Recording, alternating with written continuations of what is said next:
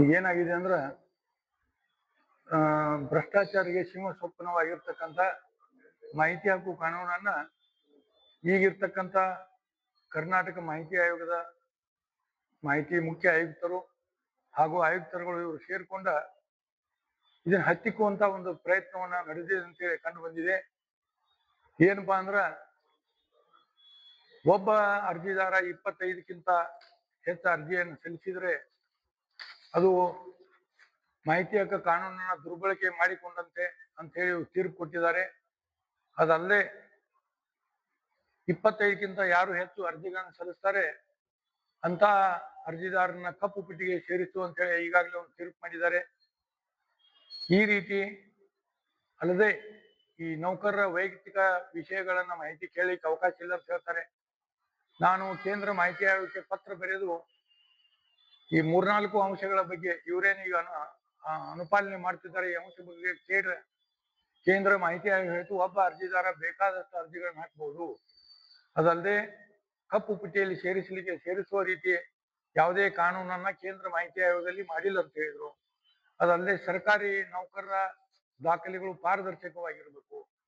ಸಾರ್ವಜನಿಕರ ತೆರಿಗೆ ಹಣದಲ್ಲಿ ಅವರು ವೇತನ ಭತ್ಯೆಗಳನ್ನು ಕೊಡ್ತಿರ್ತಾರೆ. ಅದಲ್ಲದೆ ಸರ್ಕಾರಿ ನೌಕರರು ಸೇವೆಗೆ ಸೇರುವ ಮುನ್ನ ನಕಲಿ ದಾಖಲೆಗಳನ್ನು ಕೊಟ್ಟು ಸೇರಿದ್ರೆ ಅದು ಮಾಹಿತಿ ಹಕ್ಕಿನಿಂದ ಬಹಿರಂಗ ಆಗ್ತಾ ಇದೆ. ಆದ್ರೆ ಈ ಆಯುಕ್ತರುಗಳು ಇವನ್ನೆಲ್ಲ ನಿಯಮಗಳನ್ನ ಗಾಳಿಗೆ ತೂರಿ ತಮ್ಮದೇ ಆದ ರೀತಿಯಲ್ಲೇ ಇವರು ಈ ಆಯೋಗದ ಕಾರ್ಯಕಲಾಪಗಳನ್ನ ನಡೆಸ್ತಾ ಇದ್ದಾರೆ.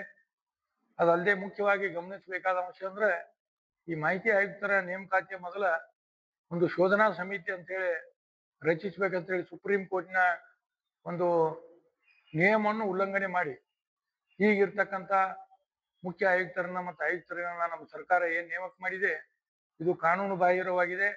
ಇದಲ್ಲದೆ ಈಗಾಗಲೇ ಈ ಕುರಿತು ಪ್ರಕರಣ ಮಾನ್ಯ ಉಚ್ಚ ನ್ಯಾಯಾಲಯದಲ್ಲಿ ನಡೀತಾ ಇದೆ. ಒಟ್ಟಾರೆಯಾಗಿ ಇವತ್ತೇನಾಗಿದೆ ಅಂದ್ರ ಈ ರಾಜ್ಯದಲ್ಲಿ ಇರ್ತಕ್ಕಂಥ ವಿವಿಧ ಮಾಹಿತಿ ಹಕ್ಕು ಕಾರ್ಯಕರ್ತರು ಎಲ್ಲ ಸೇರಿಕೊಂಡ ಈ ಯಾವ ರೀತಿ ಇವರ ಒಂದು ಕಾರ್ಯ ನಿರ್ವಹಿಸ್ತಿದ್ದಾರೆ ಅನ್ನೋದ್ರ ಬಗ್ಗೆ ಸರ್ಕಾರಕ್ಕೆ ದೂರುಗಳನ್ನ ಕೊಟ್ಟಿದ್ರು. ಈ ದೂರುಗಳನ್ನ ಗಂಭೀರವಾಗಿ ಪರಿಗಣಿಸಿದ ಸರ್ಕಾರ ಏನ್ ಮಾಡಿದೆ ಅಂದ್ರ ಈ ದೂರುಗಳನ್ನ ರಾಜಭವನಕ್ಕೆ ಕಳಿಸಿದೆ. ಸುಮಾರು 10 ದೂರುಗಳನ್ನ ರಾಜಭವನಕ್ಕೆ ಕಳಿಸಿ ಸುಮಾರು 5 ತಿಂಗಳು ಕಳೆದರೂ ಕೂಡ ಗೌರವಾನ್ವಿತ ರಾಜ್ಯಪಾಲರು ಯಾವುದೇ ಕ್ರಮ ಕೈಗೊಳ್ತಾ ಇಲ್ಲ. ಆದ್ರಿಂದ ಇವತ್ತು ರಾಜ್ಯಪಾಲರಿಗೆ ನಾವು ಪತ್ರ ಬರೆದ ಅವ್ರಿಗೆ ವಿಷಯವನ್ನು ಗಮನಕ್ಕೆ ತಂದಿದ್ದೀವಿ. ಈ ಭ್ರಷ್ಟರಿಗೆ ಸಿಂಹ ಸ್ವಪ್ನವಾಗಿರೋ ಮಾಹಿತಿ ಹಕ್ಕು ಕಾನೂನನ್ನ ಹತ್ತಿಕ್ಕುಳಿಯನ್ನು ಹೊರಟಿದಾರ ಮುಖ್ಯ ಆಯುಕ್ತರು ಮತ್ತು ಆಯುಕ್ತರುಗಳ ಮೇಲೆ ತಾವು ಕಾನೂನಾತ್ಮಕ ಕ್ರಮ ತೆಗೆದುಕೊಳ್ಳಬೇಕು. ಸರ್ಕಾರದಿಂದ ಪ್ರಸ್ತಾವನೆ ಬಂದಿದೆ ಅಂತ ಹೇಳಿ ಕ್ರಮ ಕೈಗೊಳ್ಳದೇ ಇದ್ದಲೇ ನಾವು ರಾಜಭವನದ ಅಧಿಕಾರಿಗಳನ್ನ ಮತ್ತು ಸರ್ಕಾರವನ್ನು ಹೊಣೆಗಾರರನ್ನಾಗಿ ಮಾಡಿ ಮತ್ತೆ ನ್ಯಾಯಾಲಯಕ್ಕೆ ಮೊರೆ ಹೋಗ್ಬೇಕಾದಂತ ಆ ಪತ್ರದಲ್ಲಿ ತಿಳಿಸಿದೀವಿ. ರಾಜ್ಯಪಾಲರಿಗೆ ಯಾಕೆ ಕಳಿಸಿದಾರಪ್ಪ ಅಂದ್ರ ಕೆಲವು ಮಹತ್ವದ ನಿರ್ಧಾರಗಳನ್ನ ಸಂವಿಧಾನಿಕ ಬಿಕ್ಕಟ್ಟು ಬರುವಂತಹ ನಿರ್ಧಾರಗಳ ಬಗ್ಗೆ ಸರ್ಕಾರ ಮಟ್ಟದಲ್ಲಿ ಕ್ರಮ ಕೈಗೊಳ್ಳಲಾಗುವುದಿಲ್ಲ. ಆದ್ರಿಂದ ಈ ಎಲ್ಲ ದೂರುಗಳನ್ನ ಕ್ರೋಢೀಕರಿಸಿ ಮುಖ್ಯ ಆಯುಕ್ತರು ಮತ್ತು ಆಯುಕ್ತರ ಮೇಲೆ ಕ್ರಮ ಕೈಗೊಳ್ಬೇಕಂತ ಹೇಳಿ ಸಂವಿಧಾನ ಪಾಲಕರಾದಂತಹ ರಾಜ್ಯಪಾಲರಿಗೆ ಸರ್ಕಾರ ತಿಳಿಸಿಕೊಟ್ಟಿದೆ. ರಾಜ್ಯಪಾಲರು ಕಾನೂನು ರೀತಿ ಕ್ರಮ ಕೈಗೊಳ್ಳಿದ್ರೆ ನಾವು ಕಾನೂನಾತ್ಮಕ ಹೋರಾಟ ಮಾಡ್ತೀವಿ ಅಂತ ಮಾಧ್ಯಮಗಳ ಮುಖಾಂತರ ಹೇಳಿ ಬಯಸ್ತಾ ಇದ್ದೀನಿ. ಭೀಮಪ್ಪ ಗಡಾದ್ ಮಾಹಿತಿ ಹಕ್ಕು ಕಾರ್ಯಕರ್ತ ಮೂಡಲ್ಗಿ.